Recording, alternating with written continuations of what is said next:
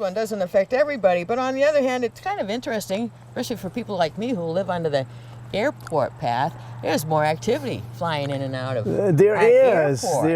It's pretty. How many hangars have we got now? Well, we're up to about 15. But having said that, this project, I think was what you're referring to, would be it's called a taxi lane project.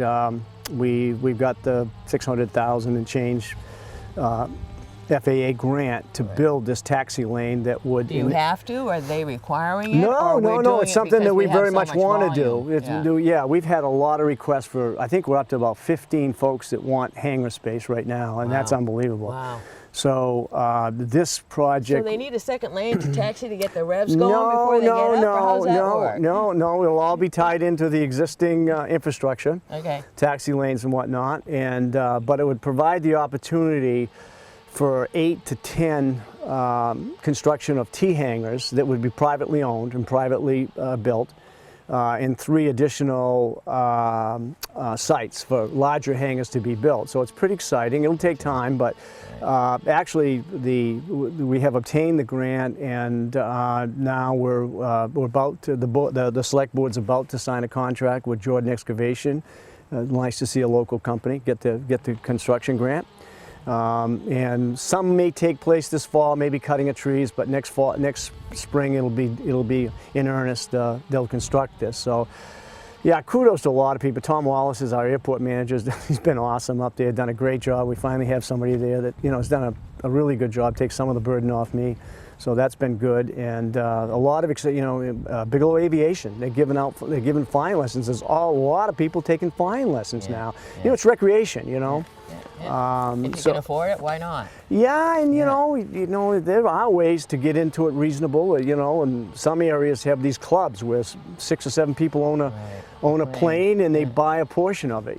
So there's some things that could happen. It's so pretty to fly around. It here. is. Oh, it's gorgeous. You get to see all kinds of things you don't get to see from any place but up there. So it's exciting to see the new, cool. The increased activity there. It really is. Yeah. We've come a long way from when I worked at the Red Stallion, and we used to have to go down with our headlights and park on the edge of the night when somebody was flying in at night. I don't think they do that anymore, do No, they? I hope not, but I don't know, They should, because it's way more lights here now than there were back then. I suppose. Oh, goodness. And that brings me to the next subject. Funny, I'm talking about the Red Stallion, because there's a few people I worked with back then who would not have believed that pretty soon you can buy pot legally in the valley. Who would have thought? But yeah, it's finally happened. Town voted on it, the states voted on it, and what's the status now? People want to know.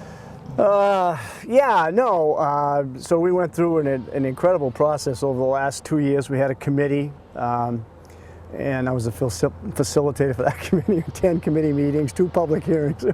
It was interesting, but we got there. So I think the town put a cap on them. We only allowed 2 marijuana retail stores. They can be either adult retail or they can be medical.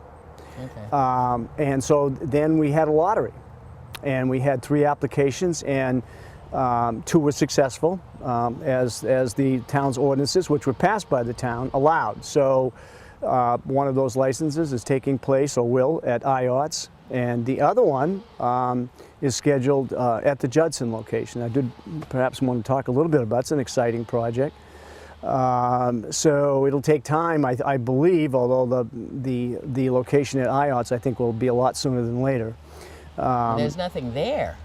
Well, they're going to refurbish a section house? of IOTS store.